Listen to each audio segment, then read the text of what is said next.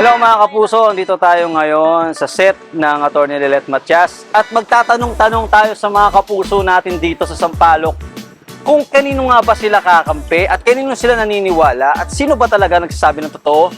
Si Ino ba o si Trixie? Nagahanga ako ng Lilet Matias. Yun, diba? Ayan, Tiani, tatanungin kita. Sino ba sa tingin mo ang nagsasabi ng totoo? Sino ba ang guilty dyan? Si Ino ba o si Trixie? Si Trixie ang guilty, pero naniniwala ako kay Ino na hindi niya kayang gawin yon. Kasi si Trixie, alam mo naman yung pinakikita sa Lilet Matias, ano? Mga ginagawa niya, mga kasinungalingan niya, namulat sa poll kay Lilet nung kasambay pa si Lilet. Talagang inaaway siya, inaapi si Lilet doon. Grabe. Kaya naniniwala ako, si Ino, hindi gagawa ng rep na na nagsisinungaling si Trixie. Yun.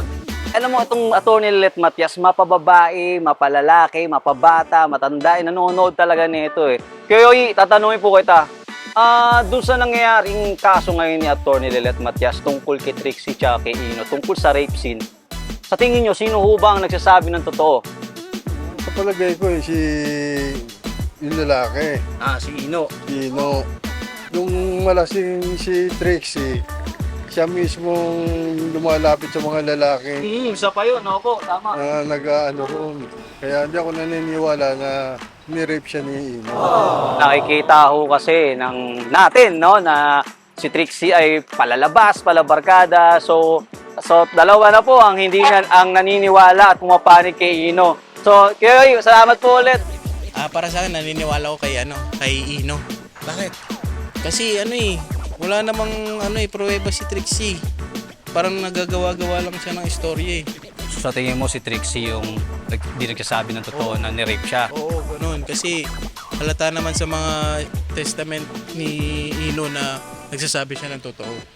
Kaya naniniwala ko sa kanya. So, kay Ino ka nun. Kay Ino ako naniniwala. Si Trixie sinungaling. Sinungaling. Okay. Sinungaling si Trixie. Salamat, boss. Anong pangalan mo ulit, sir? Si Butch. Si Butch.